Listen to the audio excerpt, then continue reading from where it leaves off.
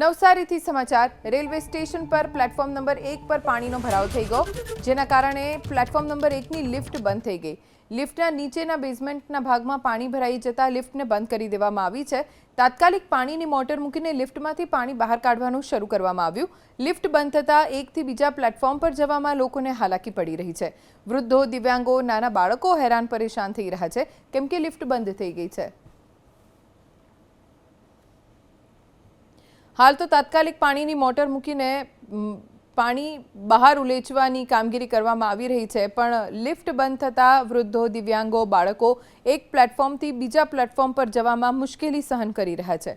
Platform number 1 उपर पाणीनो भराव थई गयो छे, जेना कारणे लिफ्टने बंद करवी पड़ी केम के लिफ्टना नीचेना भागमां पाणी भराई गयुं छे। नवसारीનું જલાલપોર, જ્યાં ધોધમાર વરસાદથી જળબંબાકાર છે।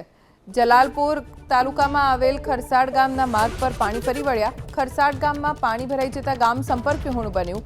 ગામના પ્રવેશ દ્વાર ઉપર પાણી ભરાતા આવજા બંધ થઈ ગઈ છે। ખરસાડ ગામમાં 5 ગામના પાણી આવતા મુખ્ય રસ્તો બંધ થઈ ગયો છે। નદીની જેમ રસ્તા ઉપર પાણીનું વહેણ પસાર થઈ રહ્યું છે। ખરસાડ ગામમાં લોકો આવી સ્થિતિમાં રહેવા મજબૂર બન્યા છે કેમ કે જ્યાં જુઓ ત્યાં પાણી જ પાણી છે, ક્યાંય રસ્તો નથી દેખાઈ રહ્યો, જેના કારણે જળ કર્ફ્યુ જેવી સ્થિતિ આ વિસ્તારમાં જોવા મળી રહી છે। જે જ્યાં છે ત્યાં જ રોકાઈ જવા માટે મજબૂર બન્યું।